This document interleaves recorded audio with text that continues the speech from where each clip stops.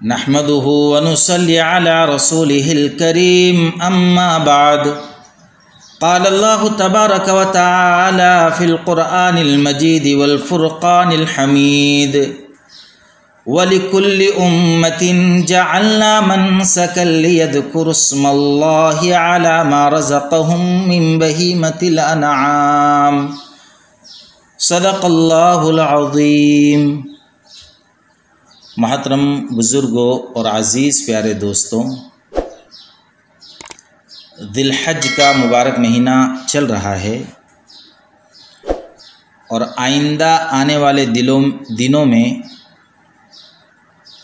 ایک اہم عبادت ہم انجام دینے جا رہے ہیں جس کو ہم قربانی سے یاد کرتے ہیں۔ قربانی یہ ایک عظیم الشان عبادت ہے۔ حضرت آدم علیہ السلام کے زمانے سے شروع ہوئی اور محمد صلی اللہ علیہ وسلم کی امت تک یعنی آج تک یہ مشروع چلی آ رہی ہے۔ ہر مذہب اور ہر ملت کا اس پر عمل رہا ہے۔ لہٰذا قرآن کی جو آیت میں نے شروع میں تلاوت کی، اللہ نے اس میں یہی ارشاد فرمایا وَلِكُلِّ أُمَّةٍ جَعَلْنَا مَنْسَكًا لِيَذْكُرُوا اسْمَ اللَّهِ عَلَى مَا رَزَقَهُم مِّن بَهِيمَةِ الْأَنْعَامِ کہ ہم نے ہر امت کے لیے قربانی مقرر کی تاکہ وہ جانوروں پر اللہ کا نام لے، مخصوص جانوروں پر اللہ کا نام لے جو اللہ نے انہیں عطا فرمائے ہیں۔ قربانی کا یہ عمل اگرچہ ہر امت میں جاری رہا، لیکن حضرت ابراہیم علیہ السلام کے زمانے میں خصوصی اہمیت اختیار کر گیا۔ اسی وجہ سے اسے سنت ابراہیمی کہا گیا، کیونکہ حضرت ابراہیم علیہ السلام نے محض خدا کی رضامندی کے لیے اپنے بیٹے حضرت اسماعیل علیہ السلام کو قربانی کے لیے پیش کیا تھا۔ اسی عمل کی یاد میں ہر سال مسلمان قربانیاں کرتے ہیں۔ اس قربانی سے ایک اطاعت شعار مسلمان کو یہ سبق ملتا ہے کہ وہ رب کی فرما برداری اور اطاعت میں ہر قسم کی قربانی کے لیے تیار رہے۔ جان و مال کی محبت کو چھوڑ کر، مال و متاع کی محبت کو چھوڑ کر خالص اللہ تعالیٰ کی محبت دل میں پیدا کرے۔ نیز قربانی کرتے وقت یہ بات بھی ملحوظ رہنی چاہیے کہ قربانی کی طرح دوسری تمام عبادات میں صرف اللہ کی رضا مقصود رہے، غیر کے لیے عبادت کا شائبہ تک ہمارے دل میں نہ آئے۔ گویا مسلمان کی زندگی اس آیت کی عملی تفسیر بن جائے، ان صلاتی و نسکی و محیای و مماتی للہ رب العالمین، کہ میری نماز، میری قربانی، میرا جینا، میرا مرنا سب اللہ کی رضامندی کے لیے ہیں جو تمام جہانوں کا پالنے والا ہے۔ قربانی کی اہمیت اس بات سے بھی واضح ہے کہ نبی کریم صلی اللہ علیہ وسلم نے اس پر ہمیشگی فرمائی ہے، مداومت فرمائی ہے۔ لہٰذا عبداللہ بن عمر رضی اللہ تعالیٰ عنہما فرماتے ہیں کہ رسول اللہ صلی اللہ علیہ وسلم نے مدینے میں 10 سال قیام فرمایا اور اس قیام کے دوران آپ ہر سال قربانی کرتے رہے۔ اسی طرح زید بن ارقم رضی اللہ تعالیٰ عنہ بیان کرتے ہیں کہ رسول اللہ صلی اللہ علیہ وسلم کے صحابہ نے سوال کیا کہ اللہ کے رسول صلی اللہ علیہ وسلم ما هذه الاضاحی، یہ قربانی کیا ہے، یعنی قربانی کی حیثیت کیا ہے؟ آپ صلی اللہ علیہ وسلم نے ارشاد فرمایا سنت ابیکم ابراہیم علیہ السلام، کہ یہ تمہارے باپ ابراہیم علیہ السلام کی سنت ہے، طریقہ ہے۔ صحابہ نے عرض کیا فما لنا فیہا یا رسول اللہ، کہ ہمارے لیے اس قربانی کا کیا فائدہ ہے، ہمیں کیا ملے گا؟ فرمایا اللہ کے رسول صلی اللہ علیہ وسلم نے بکل شعرۃ حسنہ، ہر بال کے صدقے، ہر بال کے بدلے میں نیکی ملے گی۔ لہٰذا صحابہ کرام رضوان اللہ تعالیٰ عنہم اجمعین نے پھر سوال کیا کہ اللہ کے رسول صلی اللہ علیہ وسلم اون کے بدلے میں کیا ملے گا؟ فرمایا کہ اون کے ہر بال کے بدلے میں نیکی ملے گی۔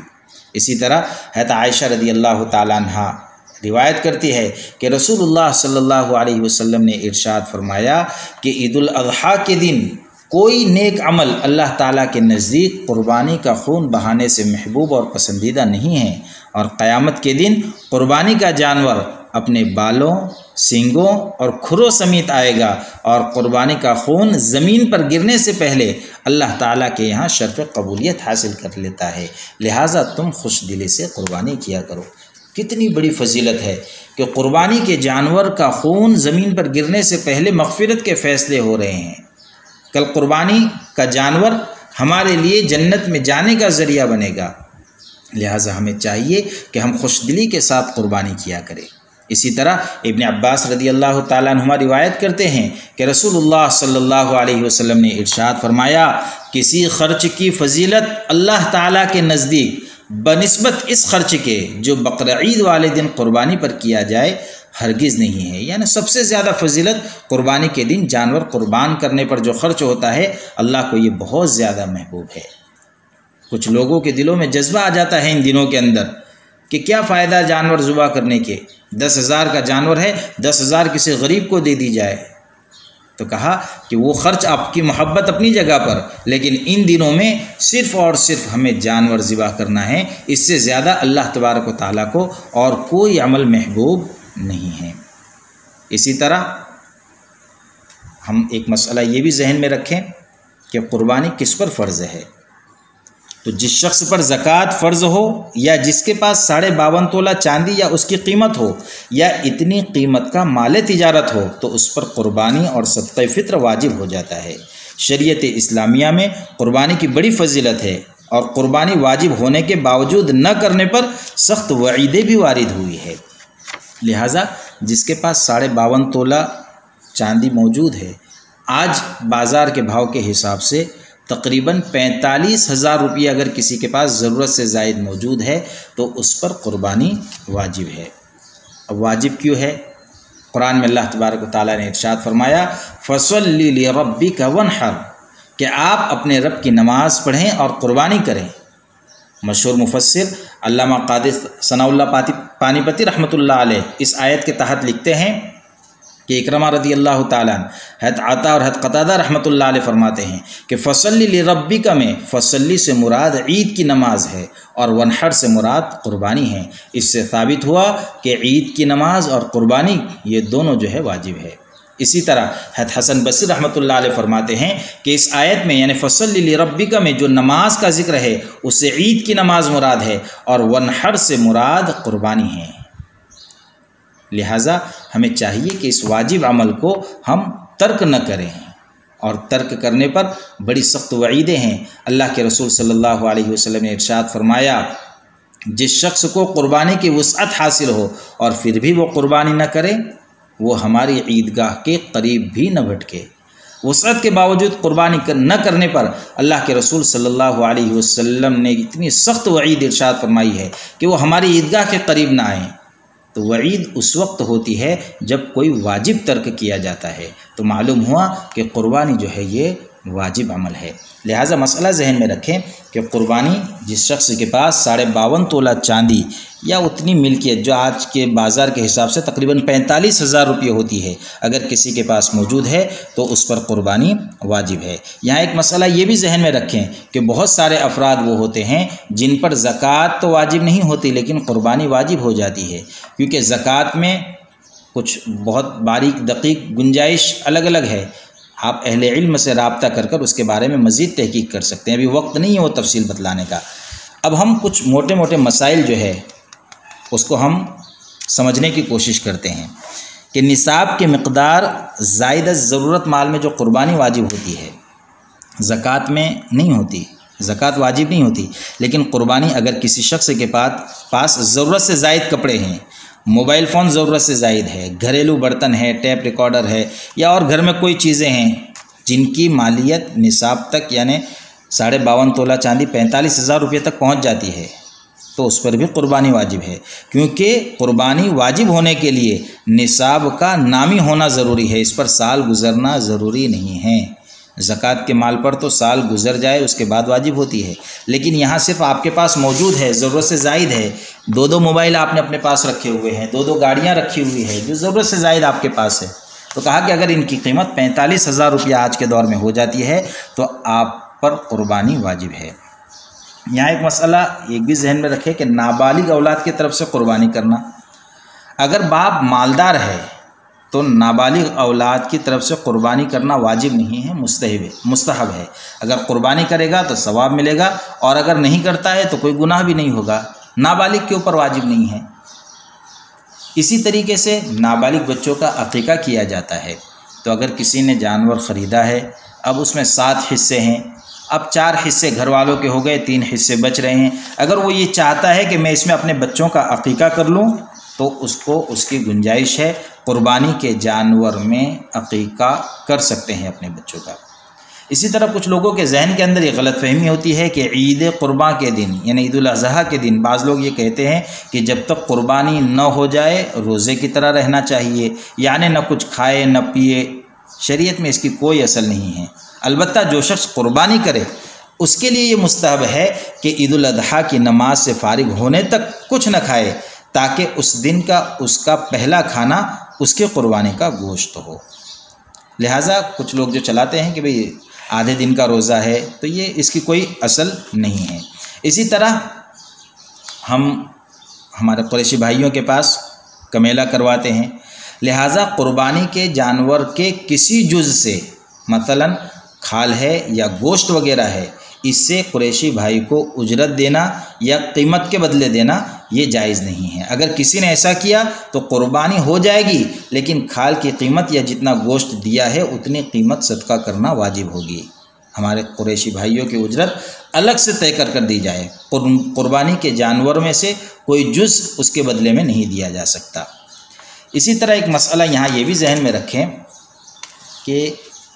کسی کی طرف سے وکیل بن کر قربانی کرنا، کہ اگر کوئی شخص وکیل بن کر لوگوں کی قربانی کرنے کی ذمہ داری لیتا ہے تو ہر شخص کا حساب الگ رکھنا ضروری ہوگا۔ اگر کسی کی رقم بچ جائے تو بقیہ رقم واپس کرنا لازم ہوگا، لیکن اگر موکل بچی ہوئی رقم کو کسی اور مصرف میں خرچ کرنے کی اجازت دے تو پھر اس کے لیے خرچ کرنا جائز بھی ہو جائے گا۔ اب یہاں ایک اور مسئلہ ذہن میں رکھیں کہ قربانی کے جانور کے تعلق سے ہمارے بہت سارے احباب جو ہے کنفیوژن کا شکار رہتے ہیں۔ مسائل معلوم نہ ہونے کی بنیاد پر چھوٹے چھوٹے عیب جو جانوروں میں ہوتے ہیں تو وہ دیکھ کر یہ سمجھتے ہیں کہ ان جانور کی قربانی درست نہیں ہے۔ تو سب سے پہلے ایک چیز یہ ذہن میں رکھیں کہ اگر قربانی کے جانور کے کان تو ہیں لیکن پیدائشی طور پر بالکل چھوٹے چھوٹے کان ہیں تو بھی اس کی قربانی درست ہے۔ چھوٹے صرف کان ہو جانے کی بنیاد پر، یا ہم دیکھتے ہیں کہ ہمارے بہت سارے علاقوں کے اندر کان پر ایک نشان چیرا مارا جاتا ہے نشانی پہچان کے لیے، تو چیرا لگانے کی وجہ سے کان جو ہے 2 حصوں میں تقسیم ہو جاتا ہے، بیچ میں سے کٹ جاتا ہے۔ تو کہا کہ یہ چیرا لگا ہوا جانور بھی قربانی میں درست ہے۔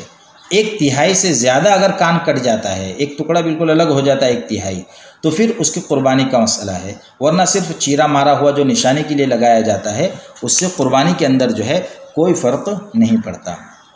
اسی طرح ایک مسئلہ یہ بھی ذہن میں رکھیں کہ بعض لوگ یہ سمجھتے ہیں کہ جس کا عقیقہ نہ ہوا ہو اس کی قربانی درست نہیں ہوتی۔ یہ بالکل غلط ہے،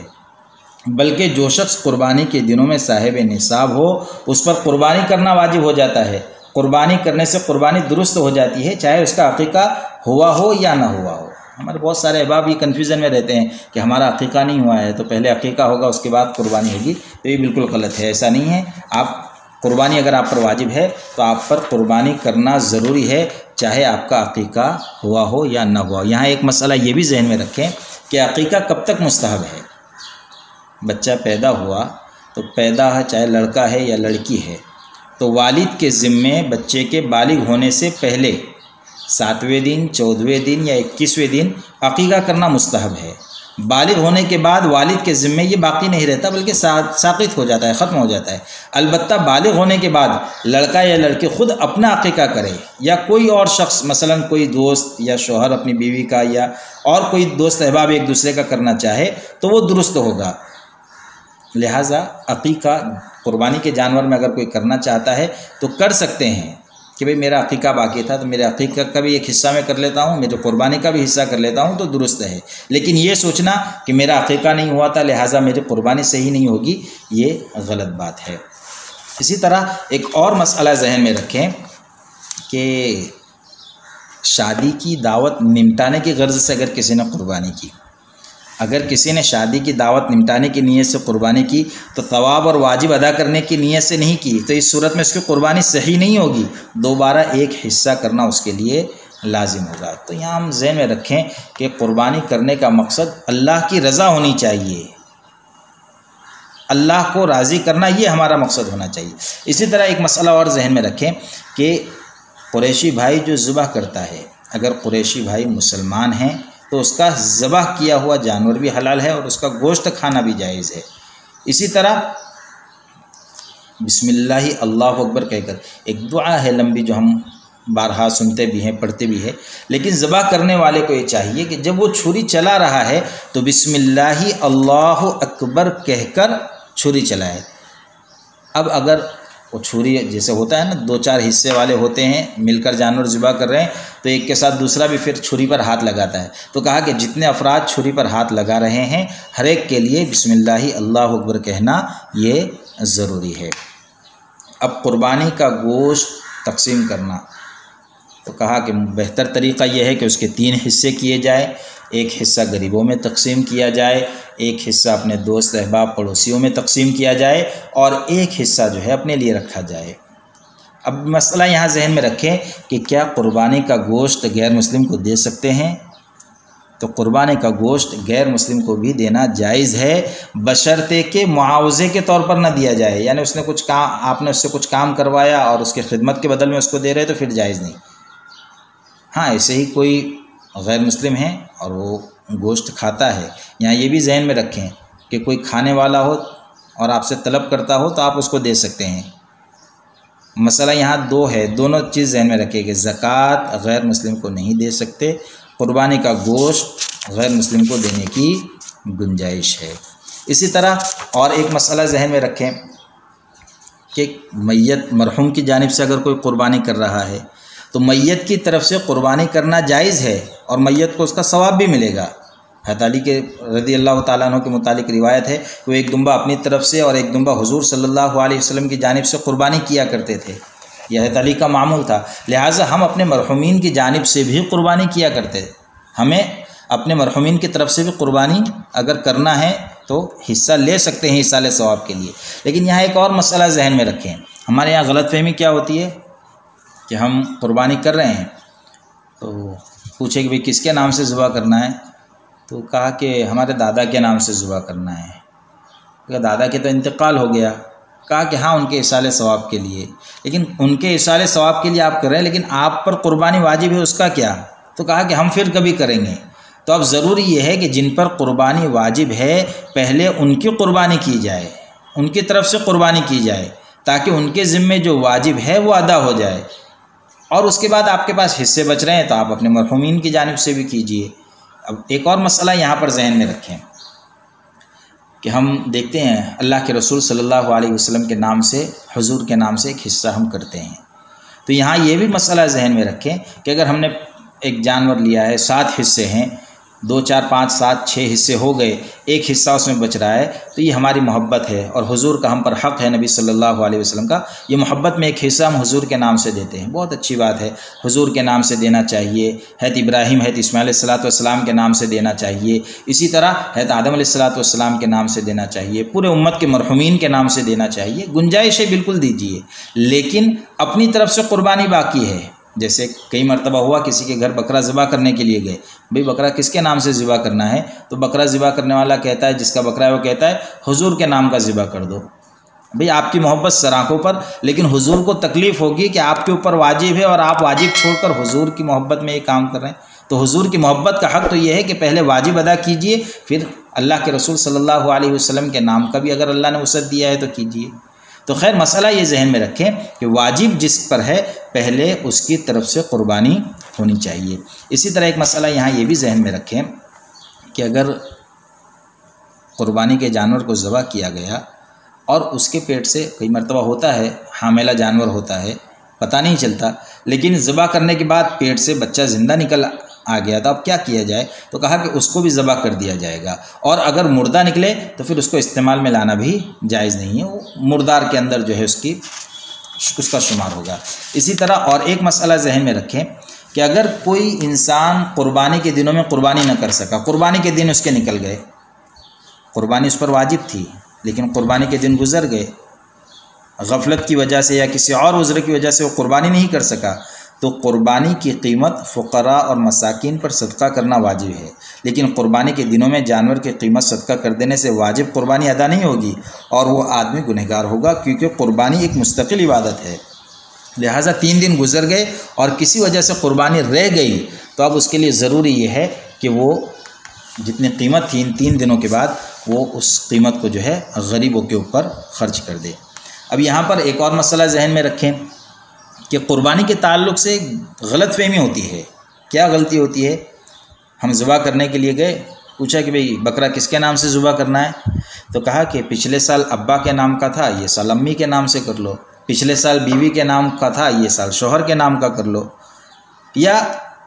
گھر کے کسی ایک بڑے فرد کے نام سے قربانی کرتے ہیں، یعنی ہر سال گھر کے کسی ایک ہی فرد کے نام سے قربانی کرتے ہیں، یا ایک ایک کر کے بدل بدل کر کرتے ہیں، اور یہ خیال کرتے ہیں کہ اس طرح کرنے سے گھر کے تمام افراد کے ذمے سے قربانی کا واجب ساقط ہو جاتا ہے۔ تو ان کا یہ خیال غلط ہے۔ صحیح بات یہ ہے کہ گھر کا جو فرد صاحب نصاب ہے اس پر قربانی واجب ہے، محض کسی ایک فرد کے نام سے قربانی کر دینے سے تمام گھر والوں کی طرف سے واجب ادا نہ ہوگا۔ لہٰذا ایک بات ذہن میں رکھیں کہ جس پر قربانی واجب ہے اس کی طرف سے جو ہے قربانی کی جائے۔ اب ایک اور مسئلہ ذہن میں رکھیں کہ اگر قربانی کے دنوں میں جس پر قربانی واجب تھی اس کا انتقال ہو گیا، کوئی شخص مالدار تھا، صاحب نصاب تھا، اور اس نے ابھی تک قربانی نہیں کی تھی، ایام قربانی کے اندر اس کا انتقال ہو گیا، تو اس کے ذمے سے قربانی ساقط ہو گئی، کیونکہ وجوب قربانی ادائے قربانی کے وقت ثابت ہوتا ہے یا پھر آخری وقت میں۔ اب جب اس شخص نے قربانی نہیں کی اور نہ آخری وقت تک زندہ رہا تو اس پر قربانی واجب ہی نہیں ہوئی۔ جیسے کوئی شخص نماز کا وقت داخل ہونے کے بعد اس کو ادا کرنے سے پہلے مر جائے تو اس پر اس وقت کی نماز واجب نہیں ہوتی۔ لہٰذا جس کا انتقال ہو جائے تو انتقال کے بعد یہ واجب جو ہے ختم ہو جاتا ہے۔ اسی طرح ایک بات یہ بھی ذہن میں رکھیں کہ بڑے جانور میں جو 7 حصے ہوتے ہیں تو بسا اوقات ایک بڑے جانور میں جو شریک لوگ ہوتے ہیں اس میں سے کچھ لوگ واجب قربانی کی نیت سے کرتے ہیں، کچھ لوگ نفلی قربانی کی نیت سے شریک ہوتے ہیں، تو اس طرح ان کا شریک ہو کر قربانی کرنا درست ہے، کیونکہ یہ شرط عبادت اور قربت کی نیت ہے وہ سب کی طرف سے پائی گئی ہے۔ یعنی 7 حصے ہیں، 7 کی نیت اللہ کی رضا ہے، اللہ کی رضا مقصود ہے 7 کی نیت سے، تو پھر سب کی قربانی صحیح ہے۔ ہاں اگر 7 میں سے 6 حصے تو صحیح ہے، لیکن ایک حصہ صرف اس لیے ہے کہ میں گوشت کھا لوں گا، میرے حصے میں کچھ گوشت آ جائے گا اور اس کی نیت صرف گوشت کھانے کی ہے، تو پھر سب کی قربانی جو ہے وہ خراب ہو جائے گی۔ جانور کے عیب کے تعلق سے ایک مسئلہ ذہن میں رکھیں کہ گراتے وقت جانور میں کوئی عیب پیدا ہو گیا، اگر قربانی کے جانور کو ذبح کرنے کے لیے گرایا اور اس میں کوئی عیب پیدا ہو جائے تو اس سے صحت قربانی میں کوئی فرق نہیں پڑتا، قربانی درست ہو جاتی ہے۔ کئی مرتبہ ہوتا ہے کہ ہم جانور کو لٹا رہے ہیں، جب گرا رہے ہیں تو کبھی اس کا سینگ ٹوٹ جاتا ہے، کبھی آنکھ میں مار لگ جاتی ہے، کبھی پیر میں مار لگ جاتی ہے، زخم وغیرہ آ جاتے ہیں، تو کہا کہ گراتے وقت جو یہ عیب پیدا ہو رہے ہیں تو اس سے جو ہے کوئی عذر پیش نہیں ہوگا، قربانی اس کی درست ہو جائے گی۔ اسی طرح بانجھ جانور کی قربانی، تو اس کی جانور کی قربانی بھی درست ہے، خصی جانور کی قربانی بھی درست ہے، بلکہ اس کو تو افضل کہا گیا ہے۔ اور بانجھ ہونا یہ قربانی کے لیے عیب نہیں ہے، بلکہ بانجھ جانور اکثر و بیشتر لحیم و شہیم اور خوب موٹا تازہ ہوتا ہے، ایسے ہی خصی جانور بھی خوب موٹا تازہ ہوتا ہے، اس کا گوشت بھی عمدہ ہوتا ہے، اس لیے اس کی قربانی جائز ہے بلکہ افضل ہے۔ اسی طرح ایک مسئلہ یہاں ذہن میں رکھیں کہ کوئی جانور ہے جس کی زبان کٹ گئی ہے، تو جس جانور کی زبان کٹی ہوئی ہے اگر وہ بکری ہے تو اس کی قربانی جائز ہے، کیونکہ بکری جو ہے وہ چارہ دانت سے کھاتی ہے، اور اگر وہ جانور بھینس وغیرہ ہے تو اس کی قربانی جائز نہیں، کیونکہ بھینس جو ہے وہ زبان سے چارہ کھاتی ہے۔ لہٰذا مسئلے کو ذہن میں رکھے اور باریکی سے اس کے اوپر غور کرے۔ اسی طرح اندھے جانور کی قربانی، اگر کوئی جانور پوری طرح 1 یا 2 آنکھوں سے اندھا ہے تو اس کی قربانی درست نہیں، کیونکہ اندھا ہونا یہ ان عیوب میں سے ہیں جن کے پائے جانے پر قربانی جائز نہیں ہوتی۔ کئی مرتبہ جانور اندھے ہوتے ہیں لیکن ہمیں پتہ نہیں چلتا، لہٰذا ہم احتیاط سے جب جانور خریدیں تو دیکھیں کہ اس کا اندھا پن، کیونکہ کئی مرتبہ واضح نہیں ہوتا، اور کئی کیسز ہم نے اپنی آنکھوں سے دیکھے ہیں کہ جانور خرید کر لے کے آئے لیکن ایک طرف کی آنکھ سے وہ بالکل اندھا ہے، اس کو نظر ہی نہیں آ رہا ہے۔ لہٰذا جانور خریدتے وقت اس چیز کا خوب دھیان رکھیں۔ اسی طرح گھسے ہوئے دانت، جس جانور کی عمر زیادہ ہو جاتی ہے اس کے سارے دانت گر گئے ہو یا گھس گھس کر مسوڑے سے جا ملے ہیں لیکن وہ گھاس کھانے پر قادر ہے، چارہ اگر کھا لیتا ہے تو اس کی قربانی درست ہے، لیکن اگر وہ گھاس نہیں کھاتا تو اس کی قربانی جائز نہیں ہے۔ اسی طرح کوئی جانور ایسا ہے جس کے پیدائشی دانت ہی نہیں نکلے ہیں جبکہ 2 سال اس کی عمر مکمل ہو گئی بڑے جانور کی، یا بکرا ہے 1 سال اس کا مکمل ہو گیا لیکن دانت اس کے نکلے ہی نہیں ہیں، تو اب دیکھا جائے گا کہ وہ چارہ کھا رہا ہے یا نہیں کھا رہا۔ اگر وہ چارہ کھا سکتا ہے تو پھر کوئی حرکت نہیں، اس کی قربانی جو ہے وہ درست ہو جائے گی۔ بعض حضرات یہ خیال کرتے ہیں کہ بھینس کی قربانی درست نہیں، ان کا یہ خیال غلط ہے، کیونکہ شریعت مقدسہ میں 3 قسم کے جانوروں کی جو اجازت دی گئی ہے اس میں بھینس کا بھی شمار ہوتا ہے۔ اسی طرح قربانی کا گوشت کتنے دن تک رکھنا چاہیے؟ لوگوں کے اندر یہ ہے کہ 3 دن سے زیادہ قربانی کے جانور کا گوشت اپنے پاس رکھنا اور اس کے بعد اسے کھاتے رہنا جائز اور درست ہے، یہ صحیح بات ہے، اور اس کی ایک خاص مصلحت کی وجہ سے کہ دیکھو اللہ کے رسول صلی اللہ علیہ وسلم نے حدیث کے اندر ارشاد فرمایا کہ نبی کریم صلی اللہ علیہ وسلم نے صرف 1 سال کے لیے 3 دن سے زائد قربانی کا گوشت رکھنے سے منع فرمایا تھا، اور وہ مصلحت یہ تھی کہ مدینہ منورہ میں بقرعید کے موقع پر ایک مرتبہ باہر سے بہت مسلمان آ گئے جو غربت اور افلاس کے شکار تھے اور کھانے پینے کی ان کو تنگی تھی، اس لیے آپ نے اعلان فرمایا تھا کہ کوئی آدمی 3 دن کے بعد قربانی کا گوشت نہ کھائے۔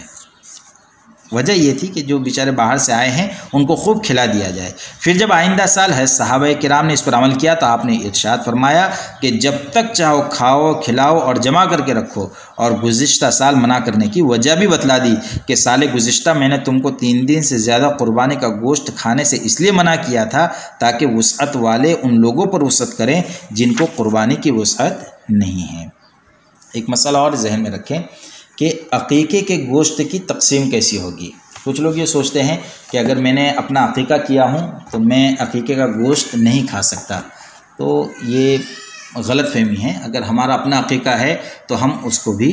خود کھا بھی سکتے ہیں، لہٰذا جیسے قربانی کا حصہ تقسیم کیا جاتا ہے، قربانی کا گوشت تقسیم کیا جاتا ہے کہ ایک حصہ فقراء اور مساکین کے لیے، دوسرا عزیز رشتہ داروں کے لیے اور تیسرا حصہ اپنے گھر میں استعمال کرتے ہیں، تو ایسے ہی عقیقے کا گوشت بھی 3 حصوں میں تقسیم کیا جائے گا۔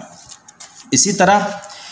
ایک مسئلہ یہ ذہن میں رکھیں کہ 1 سال سے کم عمر والے بکرے کی قربانی، اب بکرا یا بکری قربانی اس کے درست ہونے کے لیے سال بھر کا ہونا ضروری ہے، اگر سال بھر سے 1 دن بھی کم ہوگا تو اس کی قربانی درست نہیں ہوگی۔ اب کئی مرتبہ ایسا ہوتا ہے کہ بکرا بہت لہیم شہیم معلوم ہوتا ہے، تو لوگوں کے ذہن میں آتا ہے کہ بھئی 6 مہینے کا ہے لیکن سال بھر کا معلوم ہوتا ہے، تو وہ صرف دمبے کے لیے مسئلہ ہے کہ اگر دمبا 6 مہینے کا ہے لیکن اتنا تندرست ہے کہ سال بھر کا معلوم ہوتا ہے تو پھر اس کے لیے گنجائش ہے۔ بکرا یا بکری مکمل 1 سال کا ہونا ضروری ہے۔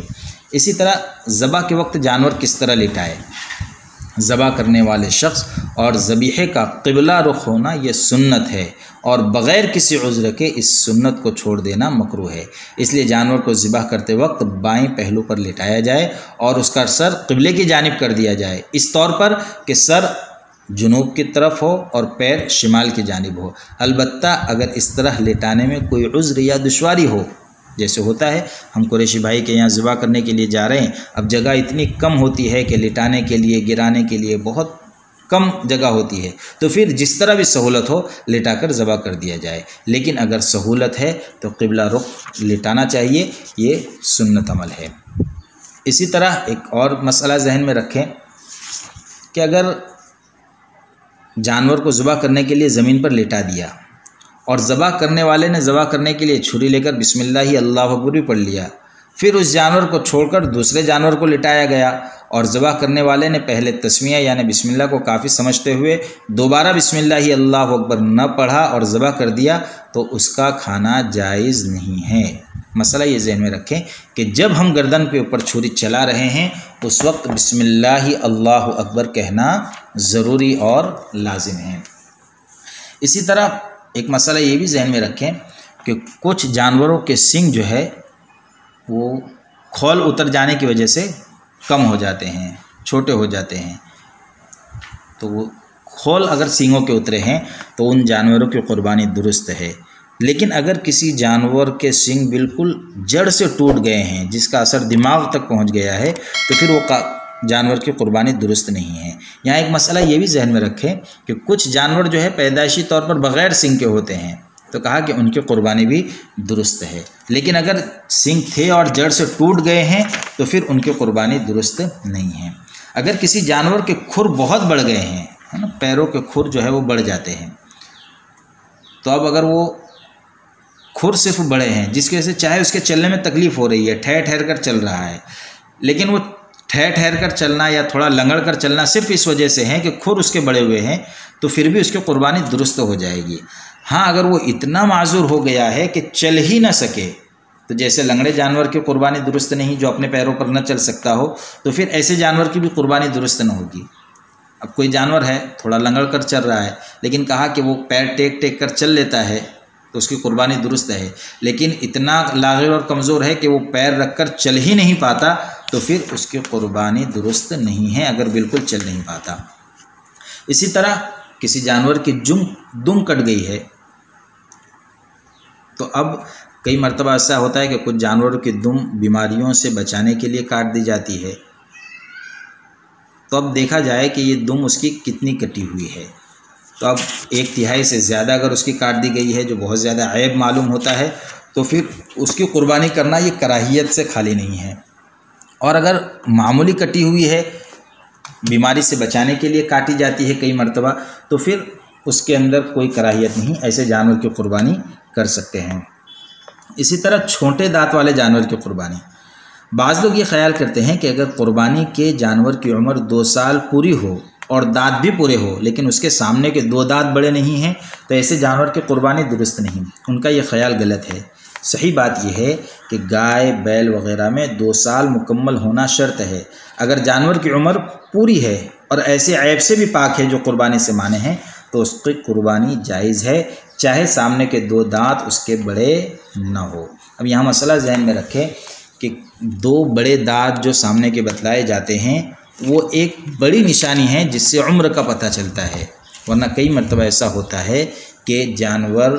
2 سال کا ہو جانے کے بعد، بڑا جانور 2 سال کا مکمل ہونے کے بعد بھی دانت نہیں کرتا، اور بکرا 1 سال مکمل ہو جانے کے بعد بھی اس کے 2 دانت بڑے نہیں ہوتے۔ لہٰذا اس میں ماہر جو ہے، اب کئی مرتبہ ایسا ہوتا ہے بیچنے والا تو یہی کہے گا بھئی سامنے کے جو دانت ہیں وہ بڑے ہیں، اب ہم کو سمجھ ہی نہیں رہا ہے، تو 2 دانت جو پہچاننے والے ہیں ان کو دکھا کر یہ سودا کیا جائے تاکہ ہماری قربانی صحیح ہے۔ مریل اور بہت کمزور جانور کی قربانی کرنا، اب اگر کوئی جانور اتنا دبلا پتلا اور مریل ہے جس کی ہڈیوں میں بالکل گودا نہ رہا تو اس کی قربانی درست ہی نہیں ہے۔ البتہ اگر اتنا دبلا پتلا اور مریل نہیں ہے، صرف کمزور ہے، باقاعدہ چل پھر سکتا ہے، تو پھر اس کی قربانی درست ہے۔ اسی طرح ایصال ثواب کے لیے قربانی کرنا، جو لوگ امیر اور مالدار ہیں ان کے لیے مناسب ہے کہ جہاں وہ اپنی طرف سے قربانی کرے وہاں مرحوم رشتہ داروں کی طرف سے، والدین کی طرف سے، اولاد وغیرہ کی طرف سے بھی قربانی کریں، ان کو ثواب پہنچ جائے گا۔ رسول اللہ صلی اللہ علیہ وسلم کی طرف سے، آپ کی ازواج مطہرات کی طرف سے، خلفائے راشدین اور ائمہ مسلمین اور اپنے پیر و مرشد اور اساتذہ کی طرف سے بھی قربانی کرے تو انشاءاللہ ان سب کو بھی جو ہے ثواب پہنچ جائے گا۔ اب کوئی شخص، ایک مسئلہ جو ہمارے یہاں بہت زیادہ چلتا ہے کہ قربانی کی کھال اجرت میں دینا یہ جائز نہیں ہے۔ ہاں آپ ہدیتاً کسی کو بھی دے سکتے ہیں، لیکن اجرت کے طور پر قریشی بھائی کو دے دینا تو کہا کہ اس کی گنجائش نہیں ہے۔ اسی طریقے سے قربانی کے وہ اجزاء جو فروخت کیے جاتے ہیں، جیسے اندر جو گوٹا نکلتا ہے یا اور دوسرے کچھ اشیاء نکلتے ہیں جو باقاعدہ فروخت ہوتے ہیں، اگر ہمیں پتہ ہے کہ یہ فروخت ہو کر اس کی کچھ قیمت بن سکتی ہے تو اگر ہم وہ قریشی بھائی کو دے رہے ہیں یا اس کے یہاں چھوڑ رہے ہیں تو اس کی جو بھی قیمت ہے اس کو صدقہ کرنا واجب رہے گا۔ یہ باریک باریک مسائل ہے اور بھی بہت سارے مسائل ہیں، ہمیں چاہیے کہ ہم اہل علم سے رابطہ کر کر ان مسائل کو سیکھنے کی، سمجھنے کی کوشش کرنے والے بنیں۔ ایک اور مسئلہ ذہن میں رکھیں کہ ہمارے بہت سارے احباب جو ہیں یہ سوچتے ہیں کہ قربانی کا وقت یہ کب سے شروع ہوتا ہے، تو شہر اور دیہات یہ دونوں کے اندر جو ہے نا فرق ہوتا ہے۔ شہر والوں کے لیے قربانی کا وقت 10 ذی الحجہ کو نماز عید کے بعد سے شروع ہوتا ہے، اور دیہات والوں کے لیے جہاں عید کی نماز نہیں ہوتی صبح صادق سے ہی شروع ہو جاتا ہے، اور ختم ہونے میں کوئی فرق نہیں ہے، دونوں کے لیے 12 ذی الحجہ کے غروب آفتاب تک یہ وقت رہتا ہے۔ چنانچہ دیہات والے صبح صادق کے بعد طلوع آفتاب سے پہلے بھی قربانی کر سکتے ہیں، اور شہر والے نماز عید کے بعد قربانی کر سکتے ہیں۔ شہر میں کسی بھی جگہ عید کی نماز نہیں ہوئی تھی کہ کسی شہری نے قربانی کر دی تو قربانی نہیں ہوئی۔ مان لو شہر نندربار ہے ہمارا، اگر کسی ایک مسجد کے اندر بھی نماز ہو جائے تو کہا کہ پھر پورے شہر والوں کے لیے قربانی کرنا حلال ہو گیا، ہر ایک آدمی قربانی کر سکتا ہے۔ لیکن اگر کسی ایک مسجد میں بھی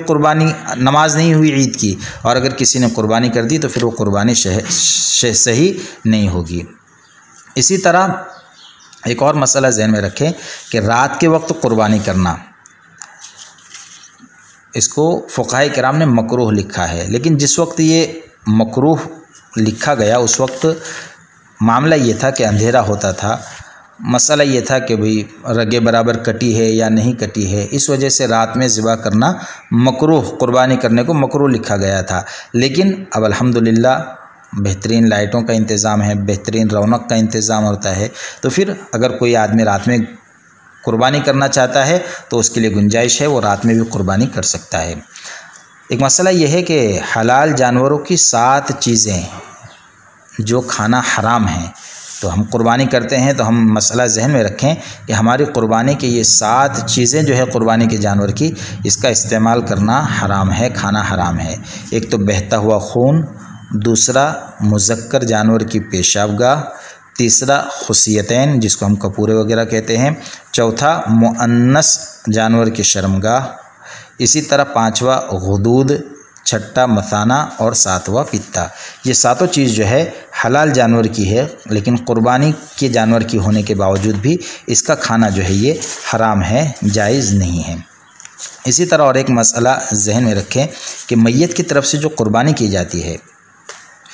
اس کا گوشت بھی جیسے 3 حصے بار بار بتلائے جاتے ہیں کہ ایک حصہ غریبوں کے لیے، ایک رشتہ داروں کے لیے، ایک اپنے لیے، تو میت کا جو حصہ ہے، میت کی طرف سے جو قربانی کی گئی ہے اس میں بھی جو ہے یہ 3 حصے ہو سکتے ہیں۔ خود میت کی طرف سے میت کے گھر والے بھی کھا سکتے ہیں۔ کچھ لوگوں کی غلط فہمی ہوتی ہے کہ بھئی میت کی طرف سے، مرحوم کی طرف سے ذبح کیا گیا ہے لہٰذا ہم اس کو نہیں کھا سکتے، تو یہ غلط ہے۔ ہاں البتہ اگر کسی نے نظر مانی ہے، منت مانی ہے کہ میرا فلاں کام ہو گیا تو میں جانور ذبح کر کھلاؤں گا غریبوں کو، تو اب وہ جانور ذبح کیا یا وہ حصہ ذبح کیا ہے منت کا، تو اب اس کے لیے لازم اور ضروری ہے کہ وہ پورا صدقہ کیا جائے گا، وہ خود نہیں کھا سکتا۔ اللہ تبارک و تعالی ہم سب کو سمجھ کر عمل کرنے کی توفیق عطا فرمائے۔ جو بولنے میں، کہنے سننے میں کمی کوتاہی ہو گئی، اللہ اپنے فضل و کرم سے ہم سب کو معاف فرمائے۔ وآخر دعوانا الحمدللہ رب العالمین۔